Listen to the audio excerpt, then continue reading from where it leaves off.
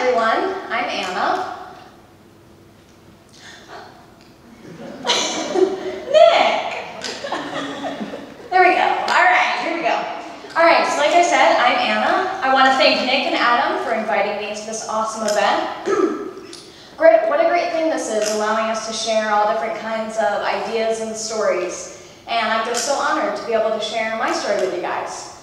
So today, I am a senior at Mayfield High School. I drive my $400 junker to school every day, where I'm president of my class. This spring, I was Paulette Bonafante in Mayfield's production of Legally Blonde the musical. I volunteer my time as president of Key Club and a member of National Honor Society. So all of that sounds pretty normal, right?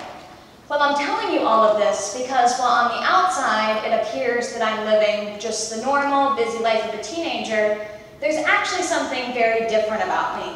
And that's the heart I carry inside of me. One that was donated to me almost 4 years ago when I was a 14-year-old suffering from heart failure.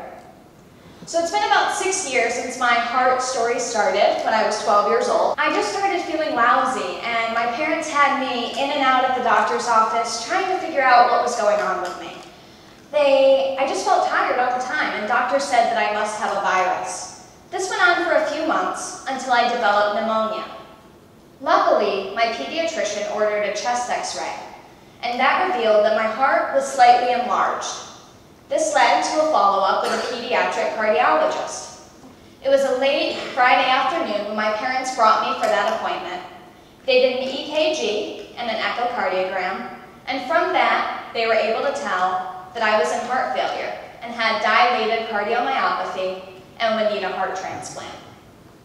So yeah.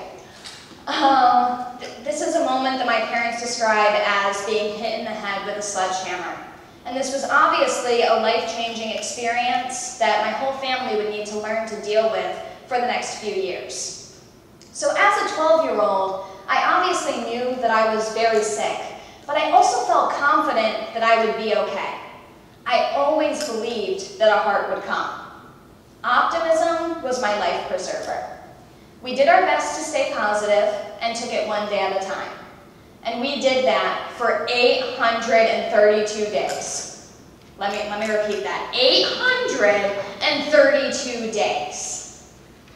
So I couldn't play sports or be active anymore because of my illness, so we tried to focus on all of the things that I could do. So I always loved to read, so I read tons of books. There literally aren't enough bookcases in my room to hold all the books I own.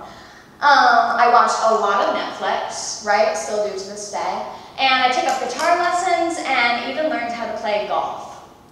We had so many people supporting me and pulling for our whole family that it was really difficult to feel sorry for ourselves.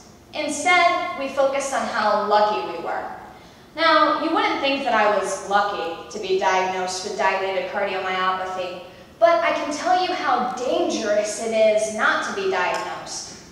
We just recently heard of another child who died from an undiagnosed heart condition, likely cardiomyopathy.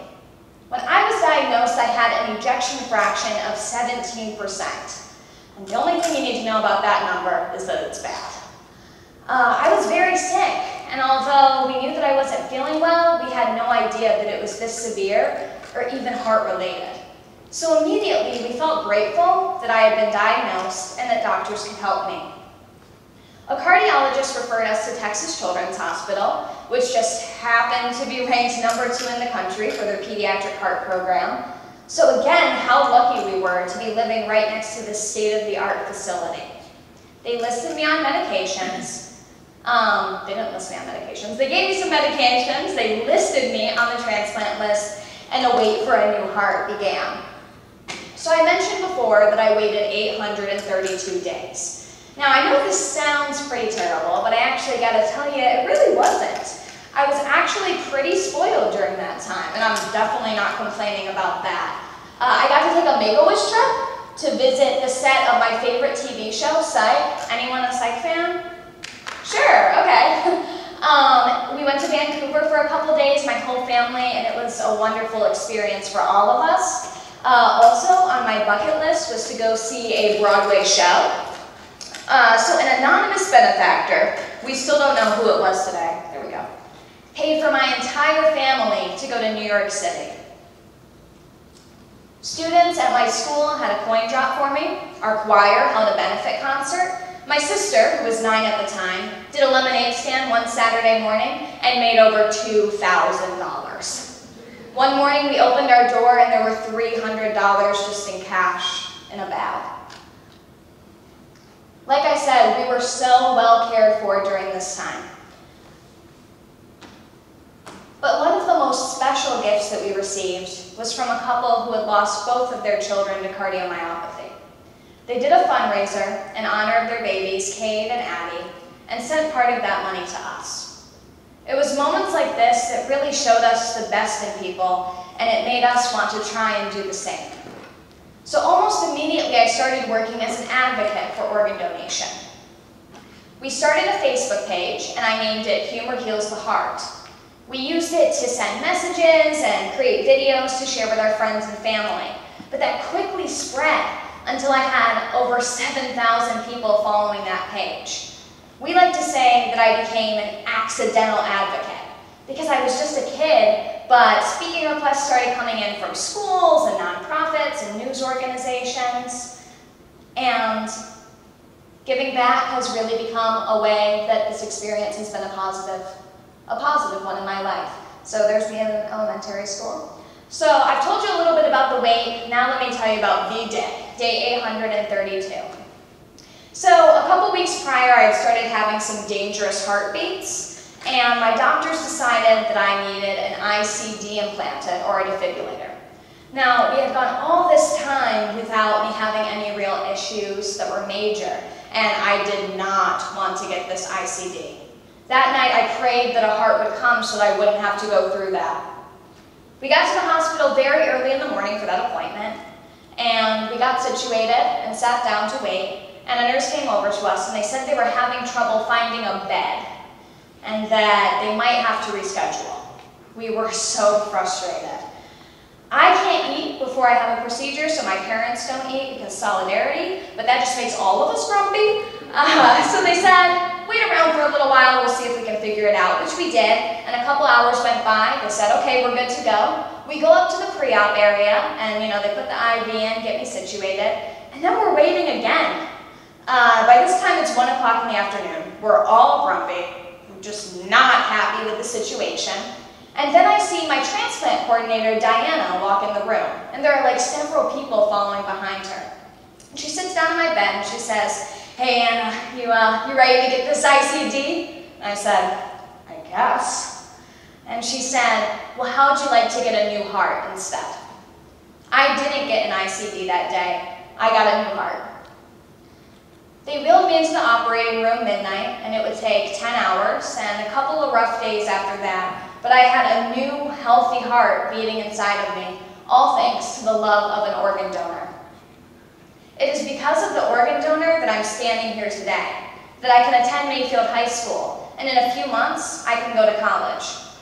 This fall, I'll be attending LaSalle College in Newton, Mass., where I'll study graphic design.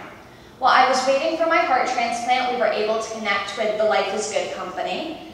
And after I received my heart, I got to fly to their headquarters in Boston, and that's where I experienced graphic design firsthand and just fell in love with its mixture of creativity and marketing. So graphic design is a job that I can do from anywhere, which is super important considering my health challenges. But more importantly, I maintain a passion for storytelling, because receiving a heart transplant helped me find my purpose in life, to be an advocate and a storyteller. And that's something that I plan to do no matter what my career. The father of my organ donor, Steve Russell, said yes to organ donation and yes to giving me a second chance. His daughter, Clarissa, had been in a car accident. She was not a registered organ donor, but Steve believed that that's what she would have wanted. In what must have been his darkest moment, he said yes to helping a stranger. Someone that we admire very much from the Life is Good company, Bert Jacobs, told us a story about how life is like a pendulum. For most people, it just kind of hangs out in the center area. But for some who experience difficult times and things get rough, it swings far to one side. But when it swings the other way, it swings just as far. With terrible things in life come tremendous gifts. I can never repay the gift that Steve gave me through organ donation, but I can live my life well and celebrate it and try to honor Clarissa in that way. Organ donation saves lives, so please consider registering to be an organ, eye, and tissue donor. And thank you so much for having me at this event. Thank you.